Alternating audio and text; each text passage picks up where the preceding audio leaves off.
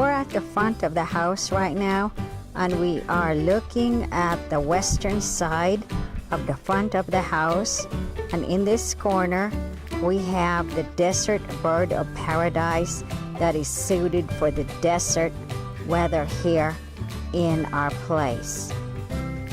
We are looking at the bud of the desert bird of paradise at the front of the house. As you can see in here, this is very tight right now, hasn't yet opened, but there are other buds that have opened, and we can see it right here at the very top, and it's reaching for the skies.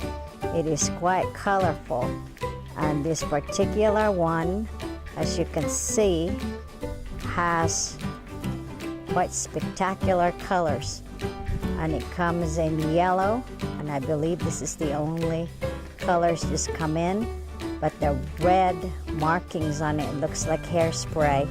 Is quite very interesting to look at. This plant is quite tall.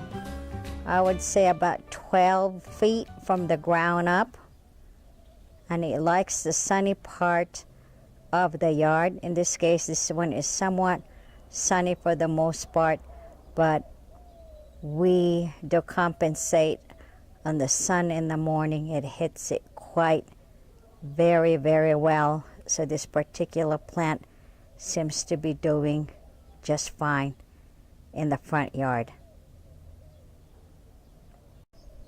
The blooms of the desert bird of paradise doesn't last very long at all. As you can see here, this one is still fully open, but on the left side of the blooms, right about here, as you can see, it has started to fade off. So the blooms only last for a few days and it's weathering out. And they are separately formed in actuality. As you can see over here to the right side of the cluster, this one is still fully open, and it still has not yet shrunk up. The desert bird of paradise is closely related to the mimosa plant, the one that is very sensitive. As you can see with the leaves, it is formed just like those sensitive mimosa plant, but this one does not shrink up.